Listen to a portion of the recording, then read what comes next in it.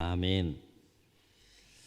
오르지 못할 나무는 쳐다보지 말라라는 속담이 있죠. 이 속담과 관련하여서 세 가지 부류의 사람이 있다고 합니다. 첫째는 조폭은 못 올라갈 나무는 아예 베어버린다 라는 생각을 가지고 나보다 잘난 사람을 끌어내린다는 거예요. 둘째는 긍정의 사고를 가진 사람은 못 올라갈 나무는 사다리 놓고 올라가면 되지 생각을 가지고 열심히 사다리를 만든다고 합니다. 셋째는 성경적 가치관을 가진 사람인데 이 성경적 가치관을 가진 사람은 다른 나무에 집중하지 않고 내 나무에 집중한다라고 하는 거예요. 이를테면 오르지 못할 나무에 걸려있는 행복을 바라보면서 이렇게 눈물 짓지 않고 내 나무에 걸려있는 그 행복을 바라보며 삶을 살아간다라고 하는 거예요. 내 나무에 걸려있는 행복을 바라보지 못하고 다른 나무에 걸려있는 행복을 바라보고 부러워하면 지게 되는 거죠. 우리 흔히 편하게 얘기할 때 부러워하면 진다는 거죠. 진다는 것은 마음이 편치 않다는 것이고 마음이 편치 않다는 것은 결코 삶이 행복하지 않다라고 하는 것이죠. 오르지 못할 나무 쳐다봐야 돼요? 안 쳐다봐야 돼요? 네? 오르지 못할 나무를 쳐다봐야 돼요? 안 쳐다봐야 돼요? 쳐다보세요. 괜찮아요. 쳐다보는 거야. 자유지. 문제는 오르지 못할 나무를 쳐다볼 때 어떤 마음을 가지고 쳐다보느냐. 이게 참 중요한 것이죠. 쳐다보면서 내 마음이 불편하고 내 마음이 불행해진다 그러면 쳐다보지 않음만 못한 것이고 오르지 못할 나무 쳐다본다고 해서 내가 전혀 구애받지 않고 나의 삶의 스타일로 나의 행복을 추구하면서 삶을 살아간다 그러면 쳐다보는 거야 전혀 문제가 없겠죠. 여러분 어느 경우에 해당되는 삶을 살아가고 있으신지요? 오늘은 사울에 관한 우리가 잘 아는 이야기 여러분과 함께 나누면서 또 우리의 모습을 좀 돌아보고 함께 기도하는 그런 시간을 가지려고 합니다. 아시다시피 이스라엘 역사를 보게 되면 이제 사사시대를 마무리하고 백성들이 왕을 요구해서 왕정시대에 들어갈 때 첫 번째 왕을 세우는 일에 누가 선택받는가 하면 사울이 하나님의 섭리 가운데 초대 왕으로 선택을 받게 되죠. 그런데 오늘 말씀 보면 사울의 그 마지막의 모습이 어떻습니까? 행복합니까? 아니면 불행합니까? 불행하죠. 초대 왕으로 존귀하고 영광스러운 자리에 세움받은 사울이 어찌하여 그의 마지막 인생의 모습을 자기 칼에 스스로 목숨을 끊음으로 그렇게 생을 비참하게 또 안타깝게 맞이해야 했는가라고 하는 거예요. 사울 너 그렇게 살아라. 내가 그렇게 계획하고 너 끌고 갈 거야. 그렇게 해서 사울이 그렇게 끝났습니까? 그렇지 않아요. 사울을 통해 선한 계획을 가지시고 사울을 하나님의 뜻 안에서 존귀하게 쓰시고 사용하기 위해서 일대 왕으로 세운 거 아닙니까? 그런데 그의 인생 여정길을 추적해 가다 보면 오늘 말씀 끝자락에 그 참 안타까운 사울의 모습, 참 비참하게 생을 마무리하는 생애의 사울의 모습을 보게 됩니다. 그렇다면 왜 사울은 그토록 하나님의 큰 은혜를 입어서 영광스럽고 존귀한 이 초대 왕에 올랐음에도 불구하고 그의 인생 마지막을 이렇게 안타깝고 비참하게 마무리할 수밖에 없었는가라고 하는 거예요. 여러분 한 주 동안 사울에 관한 이야기를 좀 읽어보시면 좋겠는데 사무엘상 9장부터 오늘 31장 마지막 장까지 사무엘에 관한 이야기가 쫙 소개됩니다. 시간을 내셔서 사무엘상 9장부터 31장 오늘 말씀을 좀 기억하면서 이 포인트 주제를 가지고 한번 쭉 읽어보시면 더 세밀하게 또 하나님께서 부어주신 은혜가 있으리라 여겨집니다. 여하튼 사울은 왜 그렇게 영광스럽게 하나님의 또 선한 섭리 가운데 존귀한 왕의 자리에 세움 받았음에도 불구하고 비참하게 생을 마감할 수밖에 없었을까? 9장부터 31장까지 내용을 쭉 사울의 생애와 삶을 추적해 가다 보면 몇 가지 중요한 이유를 발견하게 되는데 그 중에 한 가지가 바로 뭐였는가 하면 열등감 때문이었다는 거예요. 오늘 말씀을 통해서 열등감이 얼마나 무서운지를 우리가 다시 한번 좀 생각하고 우리 자신의 모습을 좀 돌아보면서 극복하는 그런 또 시간이 되었으면 좋겠습니다. 사울은 처음에 왕으로 세움받을 때는 참 괜찮은 사람이었어요. 여러분 자신을 볼 때 어떻습니까? 여러분이 여러분 자신을 바라볼 때 좀 괜찮은 사람 같아요? 괜찮은 사람 같아요?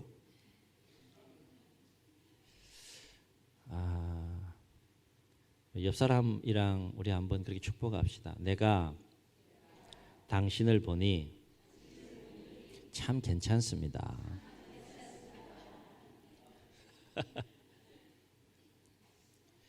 그런 분이 계신. 당신이 그렇게 얘기해도 내가 볼 때 난 별로야. 여러분이 여러분 자신에 대해서 괜찮지 않다라고 평가할지 몰라도 또 다른 사람들이 혹시 여러분을 그렇게 평가할지 몰라도 주목하고 우리가 반드시 기억해야 할 것은 하나님은 여러분을 참 괜찮게 보신다는 거예요. 하나님 여러분을 귀하게 보신다는 거예요. 아멘. 아멘. 사울이요 처음에는 참 왕으로 세움받을 때 겸손하고 그리고 마음이 온유하고 참 넓은 사람이었어요. 이제 온 백성을 미스바에 사무엘이 모으고 공식적으로 첫 초대 왕을 이제 세우는 그 자리에서 하나님의 섭리 가운데에 사람을 선택할 때 사용한 방법이 제비뽑기 있는데 12지파들을 불러놓고 제비뽑기를 통해서 한 사람 한 사람 추려갑니다. 그래서 결국 베냐민 지파가 선택이 되고 베냐민 지파 기스 집안에 또 선택이 되고 그 가운데 이 사울이 딱 선택이 되는데 문제는 자신을 왕으로 선택받는 그 자리에 이 사울이 보이지가 않는 거예요. 선택받았는데 성경을 보면 어디에 있었느냐라고 기록하는가 하면 진보다리 사이에 있었다 그래요. 진보다리 사이에 숨은 거예요. 왜 숨었을까요? 사울 자신이 생각할 때 자신은 나 같은 사람이 무슨 왕감이야 라고 생각했던 겸손한 사람이 이 사울이었다는 겁니다. 그리고요 그때에 온 백성 앞에서 사울이 왕으로 세움받을 때에 모두가 다 사울을 막 왕으로 우리의 왕이다 드디어 우리에게 왕이 생겼다 막 좋아하고 기뻐한 것은 결코 아니었음을 성경은 얘기해 줘요. 뭐 저런 사람이 무슨 왕이야 라고 사울을 왕으로 인정하지 않고 멸시한 성경은 어떤 불량배들이라고 표현합니다. 어떤 불량배들이 있었던 거예요. 사울이 생각하기에는 불편한 상황인 거죠. 어쨌든 자기가 왕으로 세워졌는데 인정하지 않는 겁니다. 멸시하는 겁니다. 그런데 사울은 그들을 대적하지 않았다고 했어요. 그 상황을 있는 그대로 수용합니다. 받아들입니다. 그리고 성경은 뭐라고 표현하는가 하면 그들에 대하여 잠잠하니라. 받아들였다는 것이죠. 마음이 넓었던 거예요. 그러나 이토록 겸손하고 또 마음이 온유했던 사울은요 어느 날 블레셋과의 전쟁에서 다윗이 나타나서 다윗이 골리앗이라고 하는 그 블레셋 진영의 최장수를 쓰러뜨려서 이기게 되고 전쟁에 승리하고 이제 돌아오게 되는데 그 상황 가운데에서 여인들이 막 춤추고 막 그 노래하면서 창화하는 소리를 냅니다. 무슨 노래를 하는가 하면 사울이 죽인 자는 천천히요 다윗은 만만히로다. 여인들이 막 기쁨 가운데 그것도 막 노래하고 춤추며 막 노래합니다. 사울이 죽인 자는 천천히요 다윗은 만만히로다. 사울이 듣기에 기분이 좋아요 나빠요? 여러분이라면 기분이 좋겠어요 나쁘겠어요? 좋아야 됩니다. 오늘 말씀을 마무리하고 나서는 좋아야 돼요. 결과적으로 좋아야 돼요. 사울이 그 여인들이 창화하고 노래하는 그 소리를 딱 듣는 순간 그때부터 다윗으로 인한 열등감에 확 사로잡힙니다. 사무엘상 18장 8절로 9절에 보면 이때 사울의 심정이 어떠했는지를 이렇게 정언해요. 여러분 한번 잘 들어보세요. 사울이 그 말에 사울이 죽인 자는 천천히요 다윗은 만만히로다 노래하는 그 소리 그 말에 불쾌하여 그랬어요. 마음이 불쾌해진 겁니다. 그리고 심히 노하여 이르되 뭐라고 얘기했는가 하면 이렇게 얘기합니다. 다윗에게는 만만을 돌리고 나에게는 천천을 돌리니 그가 더 얻을 것이 나라 말고 무엇이냐. 임금의 자리를 탐하는 것 이외에 무엇이겠냐. 이건 사울 생각인 것이 다윗 생각은 아닌 거죠. 그리고 9절에 보면 이렇게 얘기해요. 그날 이후 사울이 다윗을 주목하였더라. 왜 주목했을까요? 여기서 주목했다는 건 뭔가 하면 더 이상 사울과 다윗은 같은 시대에 공존해서는 안 될 인물이 된 거예요. 다윗은 그 사건으로 인하여서 갑자기 왕권을 위협하는 존재가 된 겁니다. 그래서 사울의 마음속에는 그 다윗을 어떻게 하고자 하는 마음이 있어요? 제거하고자 하는 마음이 있는 겁니다. 어떻게든 죽이려고 이제 다윗을 주목하는, 그때부터 10여 년 동안 사울은 끊임없이 다윗을 찾아서 죽이려고 추적하고 그 위협 가운데에서 이렇게 저렇게 또 10여 년 동안 도망을 다니는 이 다윗의 여정에 이제 성경에 고스란히 소개되고 있는 것을 보게 됩니다. 여러분 별로 놀라지 않는데 사람이 몇 년 동안 도망 다니는가 하면 10여 년 이상 도망을 다닌 거예요. 계속 생명의 위협을 느끼면서. 한 사람은 왕이라는 자가 그 다윗을 어떻게든 막 병사들 끌고 가서 죽이려고 찾아서 죽이려고 10년 동안을 그렇게 추적하는 겁니다. 참 힘든 시간이 흘러가는 거죠. 자, 여기에서 우리가 기억해야 할 것은 뭔가 하면 이러한 다윗에 대한 열등감에 완전히 꽉 사로잡힌 채 그 열등감에서 벗어나지 못해요, 이 사울은. 그리고 끝내 그 열등감 속에서 이 다윗에 대한 시기와 질투 가운데 오늘 우리가 이런 본문의 상황을 맞이하게 되는 겁니다. 스스로 자신의 칼에 목숨을 끊고 정리하게 되는 이 비참한 상황을 맞이하게 되는 겁니다. 우리가 이러한 사울에 관한 이야기를 통해서 주목할 것이 뭘까요? 우리는 어떤 대가를 지불하더라도 반드시 열등감을 극복해야 한다. 아멘. 아멘. 도전이 될 수 있기를 주의 이름으로 축원합니다. 열등감은요, 뭐 어떤 이유와 상황이 생겼든지 간에 반드시 극복해야 한다는 거예요. 왜 우리가 열등감을 반드시 극복해야 되느냐? 세 가지 중요한 이유를 생각해 봅니다. 첫째는 일단은 열등감을 극복하지 못하면 삶이 행복하지 못합니다. 인생을 행복하게 살 수가 없어요. 열등감을 극복하지 못하면 인생 그 삶의 여정이 불행해질 수밖에 없는 거예요. 사울의 인생을 통해서 우리가 주목해야 될 부분이 이 부분인 겁니다. 하나님의 특별한 사랑과 은혜와 섭리 가운데 왕이 된다는 거, 이거 아무나 되는 거 아니잖아요. 그 엄청난 은혜와 축복의 자리에 세움 받았음에도 불구하고 왜 인생을 그렇게 마무리하느냐?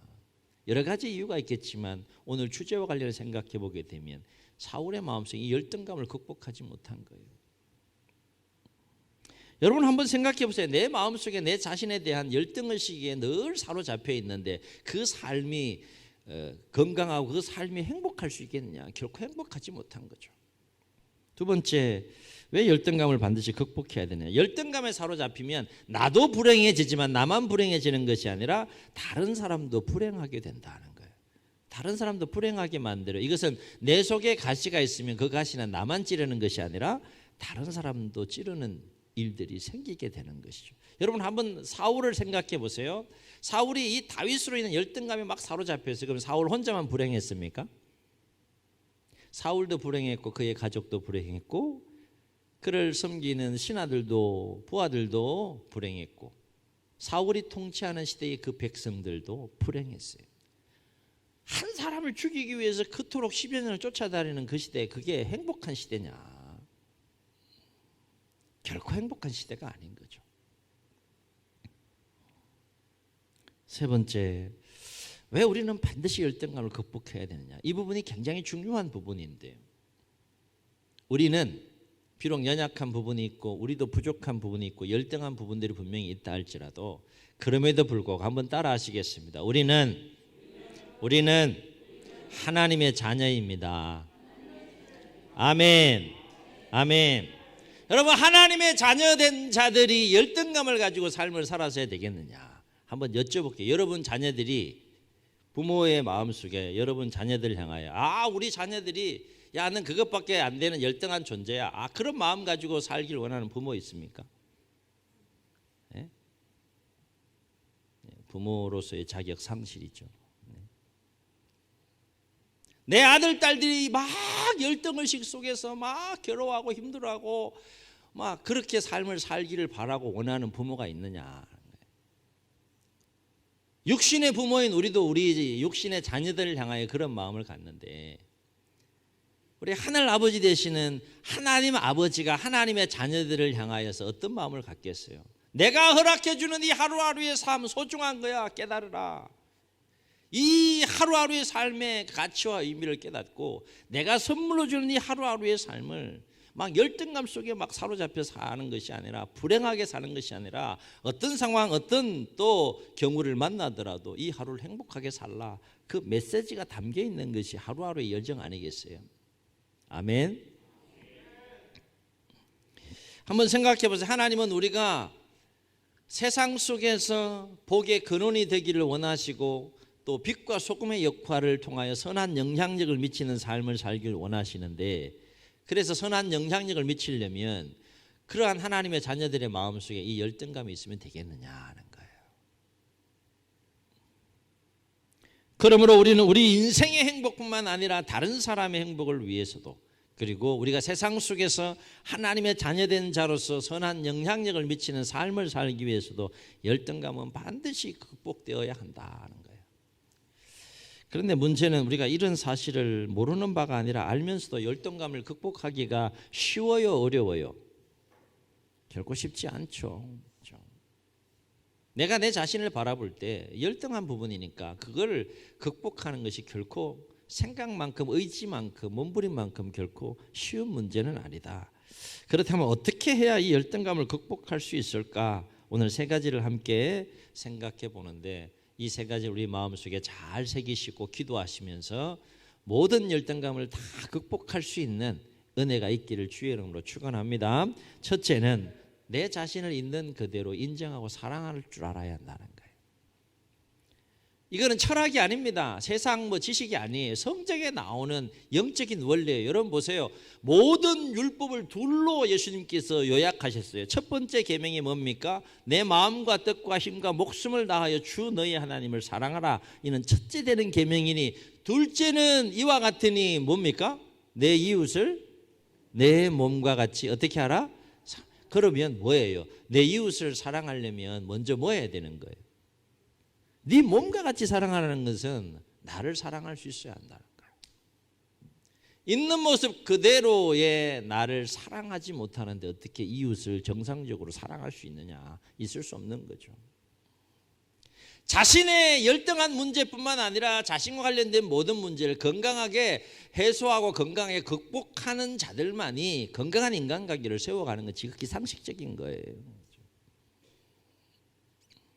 이건 성경이 우리에게 가르치는 원리입니다. 네 몸을 사랑하는 것과 같이 내 이웃을 사랑하라. 이웃 사랑하는 것보다 먼저 내 몸을 아끼고 사랑할 수 있어야 되고, 내 삶과 내가 써가는 인생을 아끼고 사랑할 수 있어야 한다. 이 얘기는 뭔가 하면 이기적인 삶을 살라는 것이 아닙니다. 개인주의적인 삶을 살라는 것이 아니에요. 부족하면 부족한 대로, 연약하면 연약한 대로 있는 모습 그대로 나를 바라보고 그걸 인정하고 그러한 나를 사랑할 수 있어야 한다는 거예요.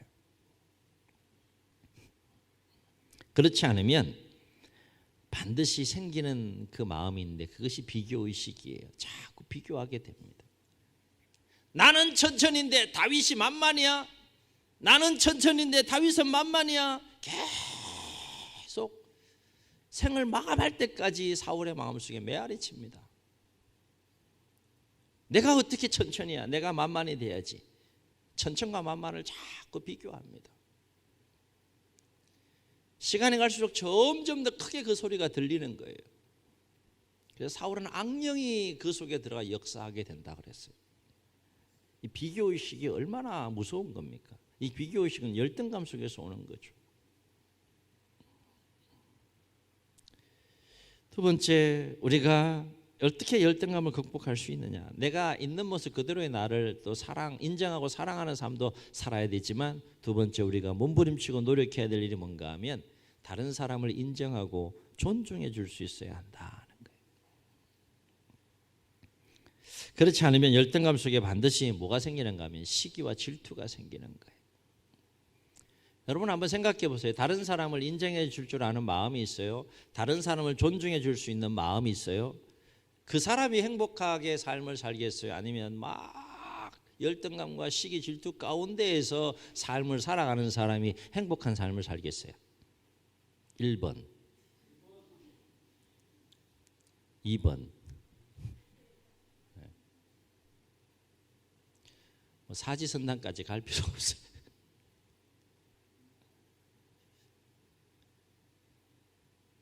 근데 내가 있는 모습 그대로 나를 사랑할 줄 알고 나를 인정하고 받아들일 수 있는 그 정도의 심령의 상태가 되면 2번은 자연스럽게 된다는 거죠. 강요가 아니라 의무가 아니라 막 애쓰고 몸부림치지 않아도 내가 나를 받아들이고 인정하고 또 사랑할 수 있을 정도의 그 심령의 상태가 되면 다른 사람을 존중해주고 다른 사람을 인정해주는 삶이 자연스럽게 이어진다는 거죠. 그래서 보세요. 내 이웃을 내 몸과 같이 어떻게 하라? 사랑하라. 이걸 풀면 1번, 2번이 되는 거예요. 깨닫는 은혜가 있기를 주의 이름으로 축원합니다. 그런데 목사님 뭐 우리 그거 다 아는 얘기 아닙니까? 다 아는 얘기 하고 있어요. 지금 잘 안 돼서 문제인 거죠. 열등한 여러분 자신을 받아들이는 게 쉽습니까? 인정하고 사랑하는 게 쉽습니까? 다른 사람을 인정해주고 존중해주는 삶이 쉽습니까? 그럼 전혀 문제가 없어요. 문제는 쉽지 않다는 거죠. 그래서 1번과 2번의 삶을 살아내기 위해서 또 한 가지 우리가 막 몸부림쳐야 될 것이 한 가지가 더 있는데, 그것이 뭔가 하면 이 부분이 좀 우리가 좀 도전이 되면 좋겠어요. 어떻게든 세 번째는 우리의 마음을 넓혀야 한다는 거예요. 아멘. 사람이 이 마음이 넓어지게 되면 열등감은 전혀 문제가 되지 않아요. 열등감이 생기는 이유를 가만히 생각해 보세요. 마음의 통이 그만큼 작은 거예요. 소화가 안 되는 겁니다. 그러니까 열등감에 사로잡히는 거예요. 근데 마음의 사이즈를 쫙 넓히면 전혀 열등감은 문제가 되지 않는 것이죠. 1부 때도 제가 이 부분을 함께 나눴는데, 옹달샘과 같은 마음이 있고 바다와 같은 마음이 있다고 생각해 보세요. 옹달샘이 소화해낼 수 있는 마음은 한계가 있는 거예요. 그러니까 바다는 보세요. 홍수가 나고 여기저기 온갖 물줄기들이 다 모여도 어떻게 합니까? 다 품습니다. 그리고 다 정화하고 다 소화해냅니다. 마음이 넓어지면 전혀 현재 내가 열등감을 가지고 끌어안는 문제들이 전혀 문제가 되지 않는 역사를 경험하게 된다 하는 거예요. 여러분, 사울과 다윗의 차이점이 뭘까요? 말씀을 9장부터 31장까지 쭉 읽어보게 되면 여러 가지 차이점이 있는데, 오늘 주제와 관련해 생각해 볼 때 사울은 마음이 좁은 자였지만 다윗은 마음이 넓은 자였다는 것을 알 수 있게 돼요. 이를테면 사울은 다윗을 품지 못하고 끊임없이 열등감 속에서 시기하고 질투하면서 어떻게든 그 다윗을 죽이려고 10여 년의 삶을 추적하면서 쫓아다니는 그 인생이 사울이라 그러면 10여 년 도망자의 삶이 얼마나 힘들고 어려운 삶이에요. 그런데 이 10여 년의 생명의 위협을 느끼면서 도망다니면서 이 다윗이요, 사울을 그냥 간단하게 죽일 수 있는 절호의 기회가 2번 와요. 사무엘상 24장에 보게 되면 엔게디 광야에 있을 때, 그 엔게디 광야 한 굴에 있는데 이 굴 속에 이 사울이 뒷일을 보러 들어오는 겁니다. 그때 이 다윗이 사울의 옷자락을 싹 잘라요. 사울은 모르는 일이죠. 그리고 일을 다 보고 이제 나갔을 때 다윗이 옷자락을 흔들면서 당신 나한테 죽을 수 있는데 내가 살려줬어 소리칩니다. 근데 그것도 괴로워해요. 하나님이 기름 부어 세운 왕의 옷자락을 내가 어쨌든 죽이려고 하는 마음이 1%라도 있었기 때문에 자른 거 아니겠어요?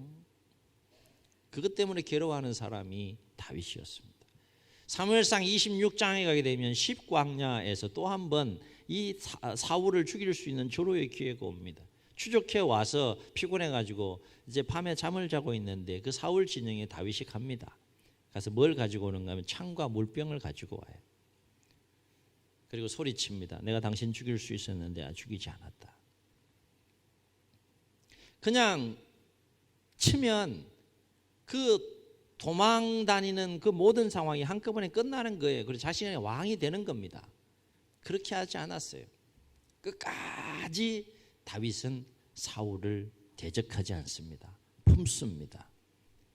그리고 하나님이 기름 부은 세운 왕이니까 하나님이 알아서 사울을 처리하도록 그렇게 끝까지 맡기는 이 다윗의 모습을 보게 돼요. 여러분, 다윗이 마음이 좁은 자였다면 이렇게 할 수 있었겠느냐? 결코 할 수 없는 거죠.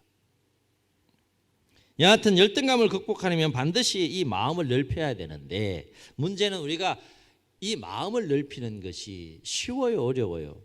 결코 쉽지가 않다는 것이죠. 마음을 넓혀야 되는 거 알겠는데 어떻게 해야 이 마음을 넓힐 수 있을까? 여러 가지 방법들이 있겠지만은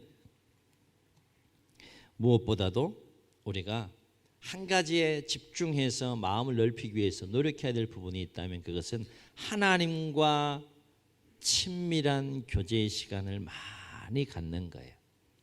아멘. 그래서 내 생각이 아닌 하나님과 영적인 친밀한 교제의 시간 속에서 하나님이 주시는 생각이 있어요. 하나님이 주시는 마음이 있어요. 하나님이 주시는 말씀을 내가 품을 때 그 생각과 하나님 주신 마음과 말씀으로 내 마음의 사이즈가 커지는 것을 경험하게 된다는 거예요. 아멘. 아멘. 왜냐하면 하나님의 마음은 우리가 결코 측량할 수 없을 만큼 크고 넓고 깊기 때문에 마음이 넓으신 하나님을 가까이 하게 되면 자연스럽게 우리의 마음이 넓어질 수밖에 없다. 그래서 성경 속에서 하나님의 사람들의 모습을 쭉 보게 되면 각 시대 각 상황 속에 각자의 삶을 살아내지만 한 가지 분명하게 공통점은 뭔가 하면 이 하나님의 사람들은 마음이 통이 컸다는 거예요. 통이. 세상이 감당해낼 수 없을 만큼 마음이 넓었어요. 이유는 간단합니다. 하나님과 친밀하게 교제하니까 누구를 닮아가는 거예요? 하나님의 마음을 닮아가는 겁니다. 하나님의 생각을 닮아가고요. 하나님의 모습을 닮아가는 거예요. 여러분 삶을 살아가면서 누구와 함께 많은 시간을 보내느냐에 따라서 이 마음의 사이즈가 또 마음의 컬러가 달라질 수 있으면 우리가 살면서 경험하지 않습니까? 악한 생각들을 가지고 극단적인 예를 들면 더 악한 생각들을 가지고 삶을 살아가는 사람들과 더 많은 시간을 보게 되면 우리는 그 영향권 아래 삶을 살게 되는 거예요. 그러나 위대한 계획과 또 비전과 의지와 열정을 가지고 삶을 살아가는 사람들을 보면 또 그 분위기를 타서 또 우리가 그 삶을 감당해 가는 것을 보게 되는 것이죠.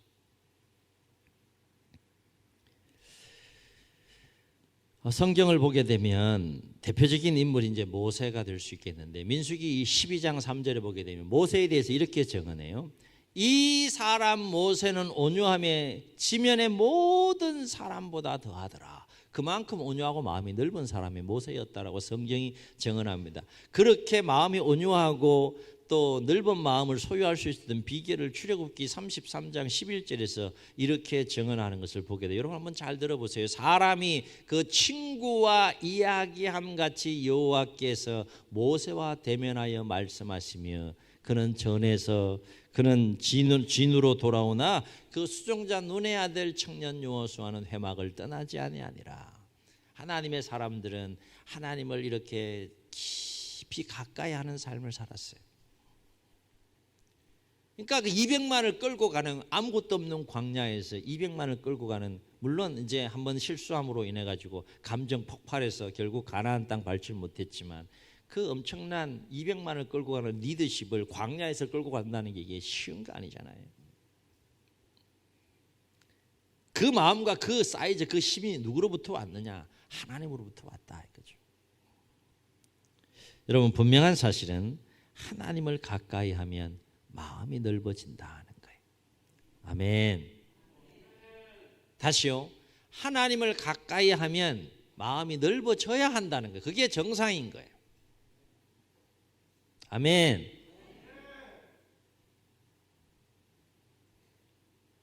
하나님을 가까이 하는데 마음이 넓어지지 않는다 그러면 점검하셔야 됩니다. 진단하셔야 돼요. 내 속에 하나님의 말씀이 역사하고 하나님이 주신 생각이 역사하고 은혜가 역사하고 사랑이 역사하는데 어떻게 마음이 좁아질 수 있느냐?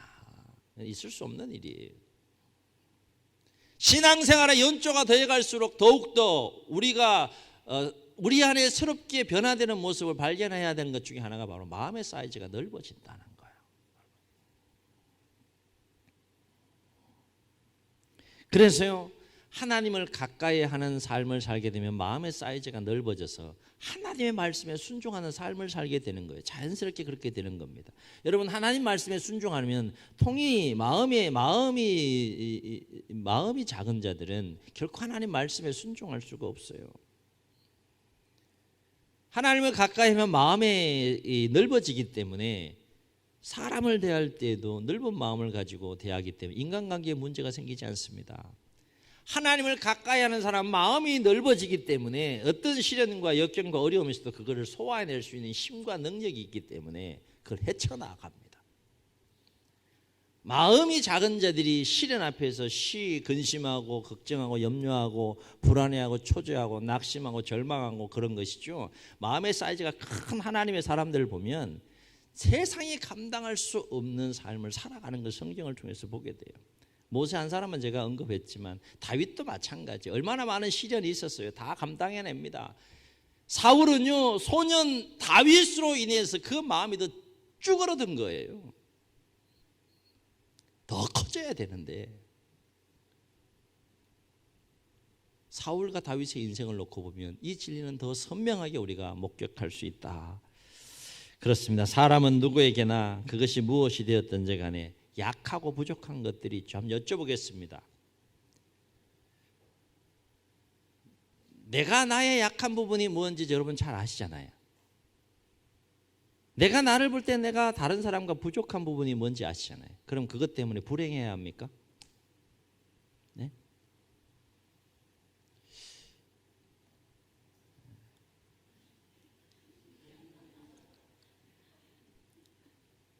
예를 들어 키가 작으면 불행해야 돼요? 키 크면 행복해야 되고? 키가 크고 작으면 기준이 뭐예요? 네?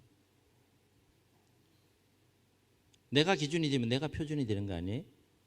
그죠? 예를 들어서 키가 내가 작아. 근데 내가 표준이라고 생각해. 그러면 내가 표준이잖아요. 관점의 차이인 거죠. 여러분이 여러분의 외모를 볼 때 좀 외모가 좀 잘 하나님께서 이렇게 잘 빚어 주셨다고 생각하세요? 그렇지 않다고 생각하세요? 네? 웃음의 의미를 저는 아직도 모르겠어요. 우리 서산중앙교회 성도님들은 서산에서 어떤 마음을 가지라고요? 좋은 의미에서, 선한 의미에서 내가 최고다. 일부러라도 좀 그런 마음을 좀 가지시고 건강한 마음을 가지시고 그렇게 우리가 삶을 살아내도 참 이 버거운 삶의 상황들이 이어지잖아요. 그죠? 제발 부족한 것 때문에 다 연약한 거 있잖아요. 연약한 것 때문에 불행하게 살라고 연약함을 준 것이 결코 아니라는 거예요. 사도 바울도 육체의 가시라고 얘기했으면 그거 핸디캡이었어요? 열등감이었어요? 기도하는 가운데 그거 내가 줬어. 발견하고 오히려 자랑했다 그래서 자랑했다. 문제는 우리가 그러한 우리의 약하고 부족한 것들에 대해서 어떠한 마음을 갖느냐, 그것이 중요한 거죠. 여러분 꽤 괜찮은 분들입니다. 아멘. 아멘. 그래도 인정 안 하면 어쩔 수 없고, 하나님 괜찮다 그러는데 아니요 나 안 괜찮아 하나님, 그럼 어쩔 수 없는 거지.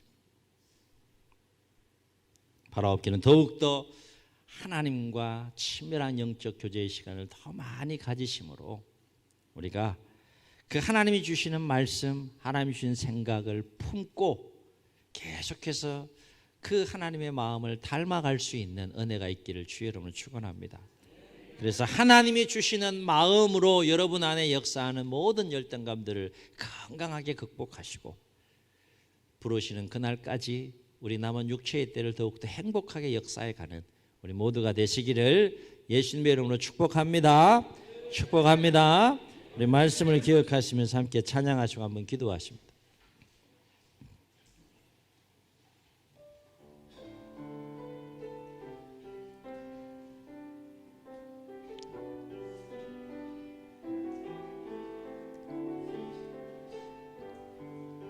아버지 사랑, 아버지 사랑 내가 노래해, 아버지 은혜 내가 노래해. 그 사랑 변함없으신, 거짓 없으신 성실하신 그 사랑, 상한 갈 때 꺾지 않으시는, 아멘, 꺼져가는 등불 끄지 않는 그 사랑 변함없으신, 거짓 없으신 성실하신 그 사랑,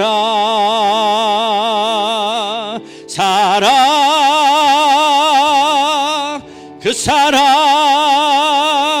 날 위해 죽으신, 날 위해 다시 사신 예수 그리스도, 다시 오실 그 사랑, 죽음도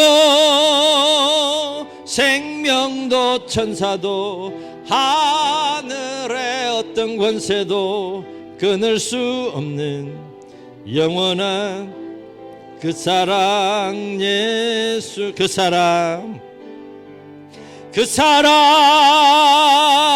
날 위해 죽으신, 날 위해 다시 사신 예수 그리스도, 다시 오실 그 사랑, 죽음도 생명도 천사도 하늘의 어떤 권세도 끊을 수 없는 영원한 그 사랑, 예수. 저희 눈을 감으시고 우리 말씀을 기억하시면서 한번 통성으로 기도하시겠습니다. 하나님은 여러분을 괜찮다고 말씀하시는데, 하나님 여러분을 내 아들, 딸이라 말씀하시는데, 하나님 여러분을 참 세상 그 누구보다도 귀하게 여기시는데, 정작 우리가 우리 자신에 대해서는 어떤 마음을 가지고 살고 계신지요? 열등감과 비교의식과 시기와 질투, 이런 마음들에 사로잡혀 우리가 삶을 살고 있는 부분은 없는지요? 오늘 말씀하십니다. 너 자신의 있는 모습 그대로를 인정하고 사랑하라. 이웃을 내 몸과 같이 인정하고 사랑하라. 내 마음을 넓혀라. 너의 생각이 아닌 내가 너에게 주는 생각과 마음과 말씀을 품고 마음을 넓혀라.